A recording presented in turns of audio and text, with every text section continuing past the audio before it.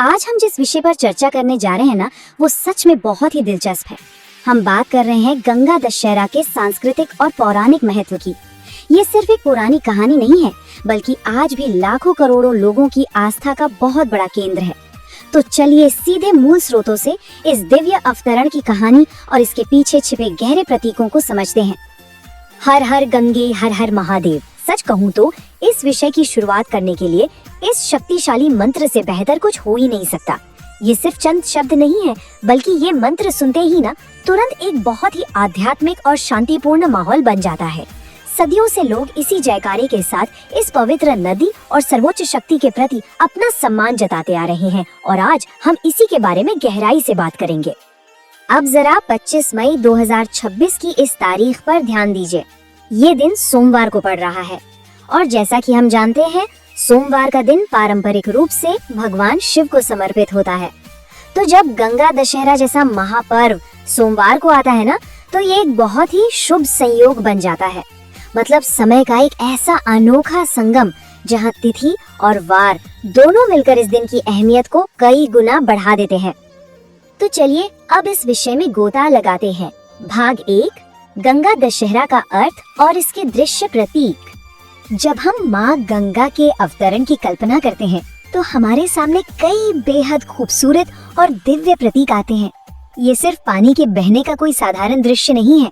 इसमें शिवलिंग शामिल है, जो भगवान शिव के निराकार स्वरूप को दर्शाता है।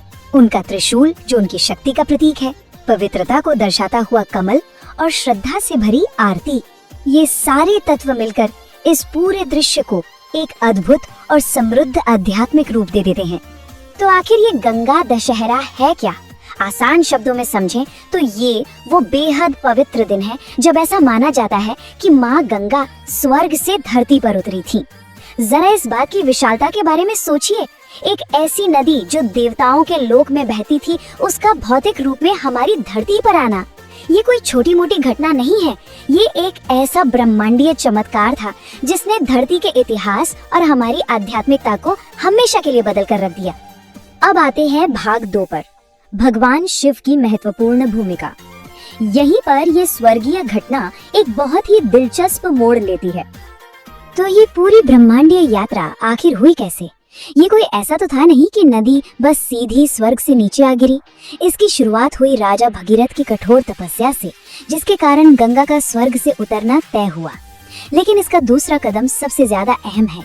स्वर्ग से उतरती हुई उस अपार शक्ति को भगवान शिव ने अपनी जटाओं में रोक लिया और फिर तीसरे कदम में वो जटाओं से होते हुए बिल्कुल सुरक्षित तरीके से धरती पर पहुंची। यानी ये पूरी प्रक्रिया राजा भगीरथ के संकल्प और भगवान शिव के उस जादुई हस्तक्षेप का ही नतीजा थी। इसके पीछे ना एक बहुत ही गहरा लॉजिक भी है। देखिए, एक तरफ थी हमारी कमजोर पृथ्वी और दूसरी तरफ था स्वर्ग से गिरती हुई नदी का असीम और खतरनाक वेग। ये वेग इतना ज्यादा था कि हमारी धरती इसे सीधे तौर पर सह ही नहीं सकती थी। तो इस विनाशकारी फोर्स को कंट्रोल करने के लिए एक बहुत मजबूत ढाल की जरूरत थी और वो ढाल बनी भगवान शिव की जटाएं। शिव जी ने उस प्रचंड वेग को अपनी जटाओं में रोककर शांत किया ताकि धरती को कोई नुकसान ना हो और वो इस जीवनदायिनी जल को आसानी से अपना सके। ये सच में बहुत ही अद्भुत है। चलिए अब बात करते हैं भाग 3 की, 10 पापों का शुद्धिकरण। अब हम देखेंगे कि कैसे ये पुरानी कथा सीधे तौर पर आज की आध्यात्मिक मान्यताओं से जुड़ जाती है। तो यहाँ सबसे महत्वपूर्ण बात जो समझने वाली है वो ये है कि दशहरा शब्द में जो दश है, उसका सीधा सा मतलब है 10 और हरा का मतलब है नष्ट करने वाला।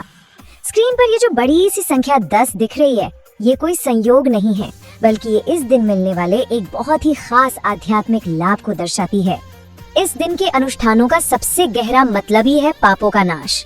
ऐसी बहुत गहरी मान्यता है कि इस खास दिन यानी गंगा दशहरा पर इस पवित्र नदी में डुबकी लगाने से 10 अलग अलग तरह के पाप पूरी तरह से धुल जाते हैं, खत्म हो जाते हैं। ये परम शुद्धिकरण का एक ऐसा मौका माना जाता है जो इंसान के मन और आत्मा को गहरी शांति देता है। और यही वो चीज है जो इस विशाल ब्रह्मांडीय कथा को सीधे हमारी और आपकी जिंदगी से जोड़ देती है।